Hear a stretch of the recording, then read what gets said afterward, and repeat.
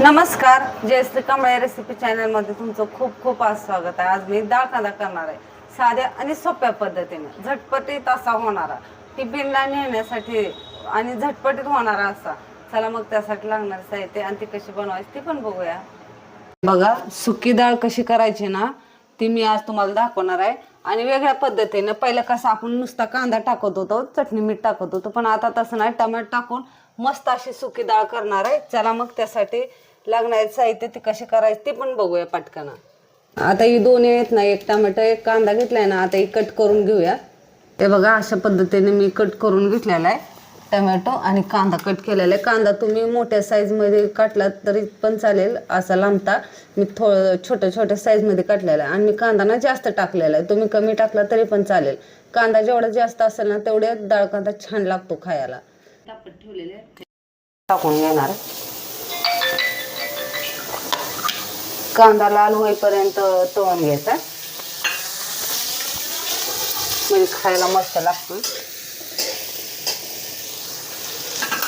कांदा जेवढा लाल भाजताल ना तेवढं डाळीला असं खमंग चव येते खायला। तुम्हाला यात टमाटर नसलं टाकायचं तर नका टाकू,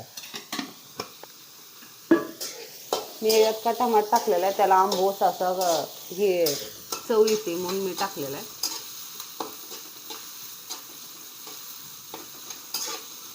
तुम्हाला असं चौकोनी कांदा नसेल आवडत तर लांब कांदा असा चिरला तरी पण चालेल। ह्याच्यामध्ये बारीक असं खिसून बटाट टाकलं तरी पण चालतंय, छान लागतं खायला। पण मला साध्या आणि सोप्या पद्धतीने करायचं आहे म्हणून फक्त मी टमाटर टाकलेला आहे। उन्हाळ्यात काही खाऊ वाटत नाही, मग कांद्याची थोडं जास्त कांदा असला ना भाजी खायला चांगली लागते। लाल होईपर्यंत चांगला असं परतून घ्यायचा कांदा।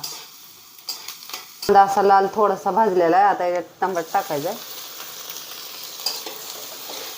आणि चांगला असं परतून घ्यायचं, म्हणजे कांदा आणि टमाटर भाजलं गेलं पाहिजे असं परतायचं। टमाटर कसं गाळा झालं पाहिजे पूर्ण।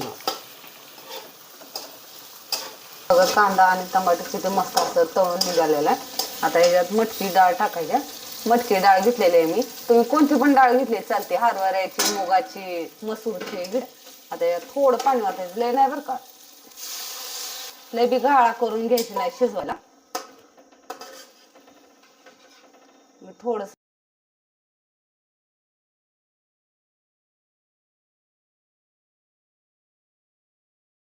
एव्हरेस्ट मी चिकन मसाला टाकले,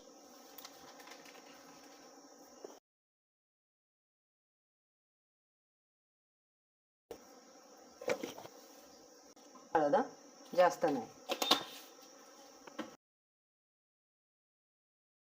कट तुमच्या आवडीनुसार जास्त कमी,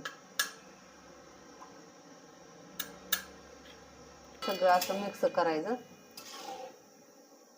पाणी लय वतायचं नाही डाळीला, कारण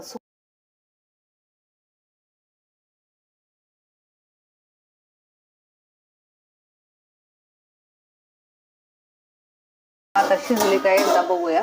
ह्याच्यावर ताट काढून घेते,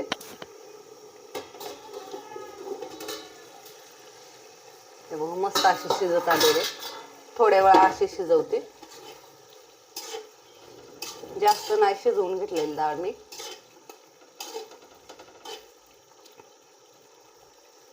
तुम्हाला जर एवढं पाणी ठेवायचं असलं तर रस्सा तरी पण चालेल, खायला जरा रस्सा लय मस्त लागतो।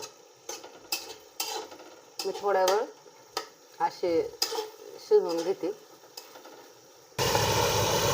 हे बघा, मस्त असे सुक्का डाळ कांदा झालेला आहे, गॅस बंद करून घेतलेला आहे।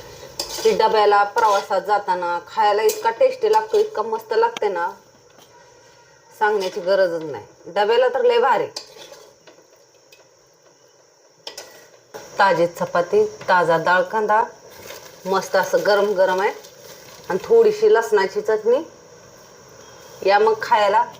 आणि कशी वाटली ही डाळ कांदा मला कमेंट करून जरूर सांगा। या मग गरम गरम खायला, लसणाची चटणी सोबत खायला।